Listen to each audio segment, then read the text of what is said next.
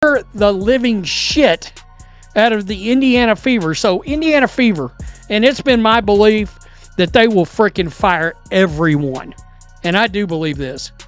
So if you're a Fever fan and you're hoping they'll keep Caitlin Clark, it's my belief that when push comes to shove, there's no way they can let her get away. They will fire everybody and start over. That's my belief. I cannot imagine the level of fumbling the bag that would have to be done. What happens when Gatorade tries to cash in on the Caitlin Clark hype but forgets who's really driving the momentum? You get a PR meltdown, now with added electrolytes. The WNBA thought it scored big. Instead, it fumbled straight into a headline-grabbing disaster. And just wait until you hear what the fans are saying. Fever management might want to brace themselves for this poll.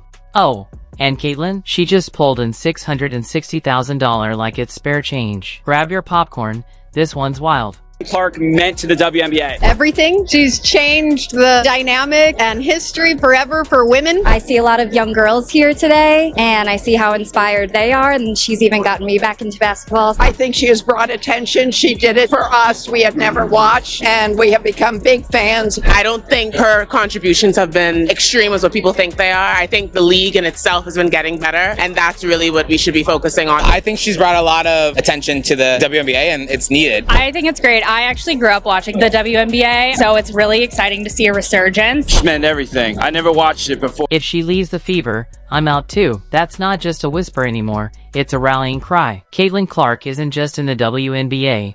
For a whole new generation of fans, she is the WNBA. Half of them didn't even know what a Fever was 6 months ago. And at the rate things are going, Indiana might want to lawyer up. Because if there's a breakup coming, Caitlin's taking half the fan base in the divorce. And there's enough votes here. This is a good test to see how bad this would be. Swag put this out, and it's starting to make the rounds. I voted. Okay, Fever fans, answer this. If Caitlin leaves Fever, would you still support the Fever? We got 1,145 votes here. Nope, my bags are packed. Is far and away. These aren't casual fans.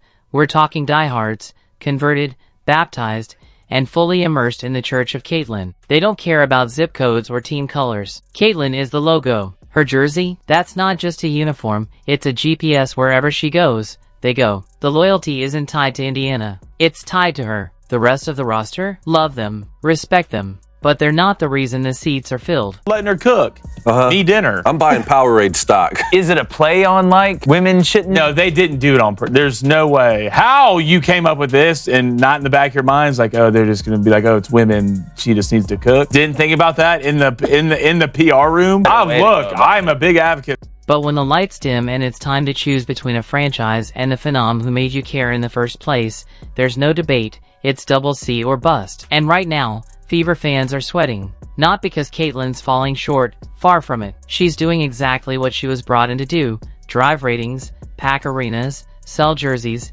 and oh yeah, drag this struggling franchise into something that finally resembles professional basketball. The problem? The only person who doesn't seem to realize it might be her coach.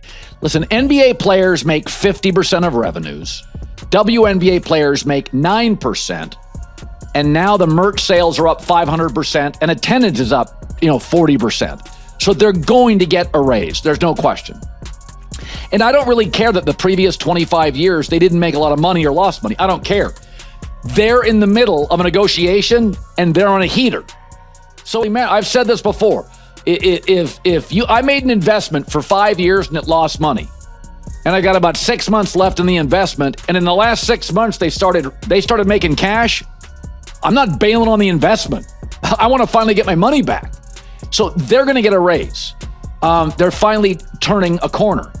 But and negotiating in any business is all about current momentum.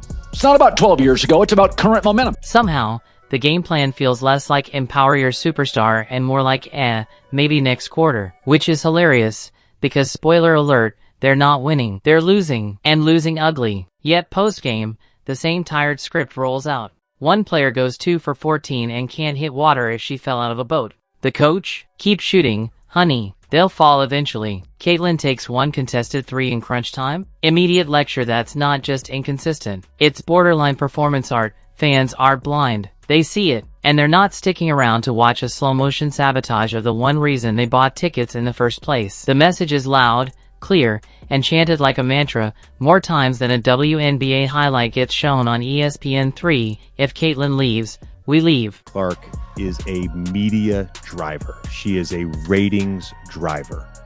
I think about the NBA post Magic and Larry, the NBA post Michael Jordan, tennis post Serena Williams, golf post Tiger Woods, right? There are certain athletes that drive the sport more than others. And that's not to take away from anyone else drafted tonight. That's not to take away from the other incredible superstars in the WNBA. Because this isn't just fandom, it's migration. And Caitlyn Clark, she's the monarch butterfly. These people aren't packing Fever merch, they're packing portable allegiance. They don't care if she ends up in New York, Las Vegas, or the Bermuda Triangle. They're following. Team changes names, moves cities, rebrands as the toilet paper tornadoes.